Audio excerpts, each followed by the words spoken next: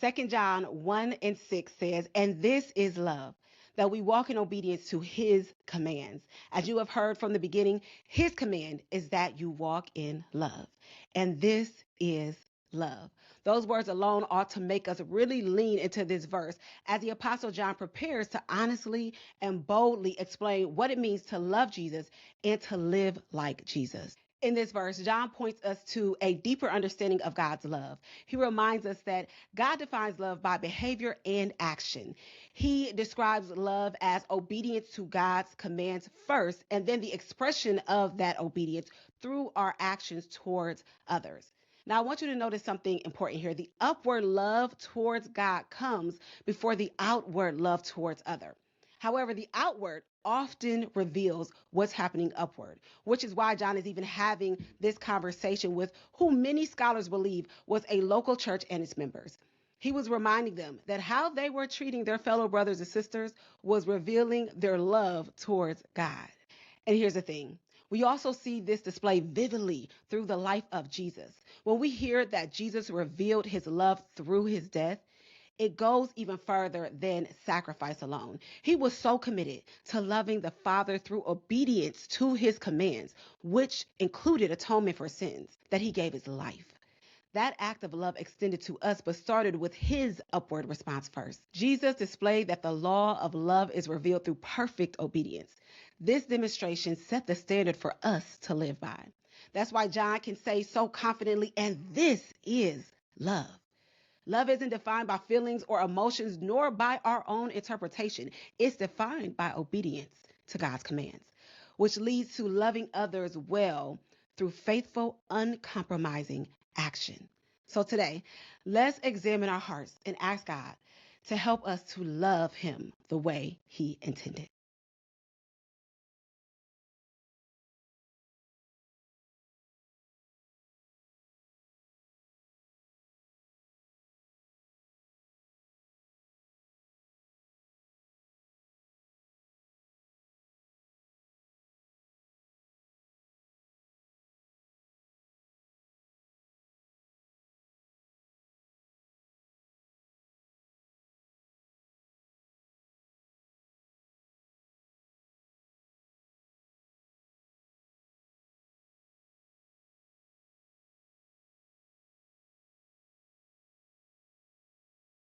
Listen, if you enjoyed today's guided scripture, I want to encourage you to begin my 3-day plan, The Greatest Love Story, in the next slide.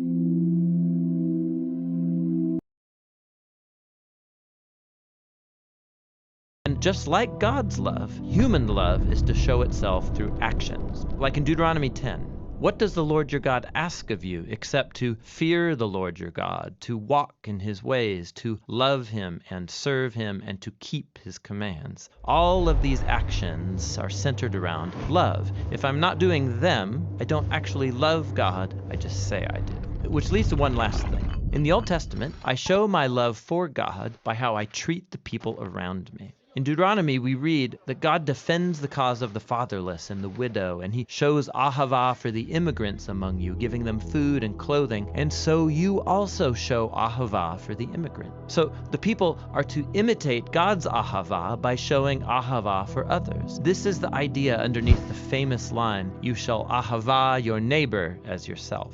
And so at the end of the day, all of this is rooted in God's own eternal ahava. Like we read in the New Testament letter of 1 John, we love because God first loved us. And that's the Hebrew word ahava.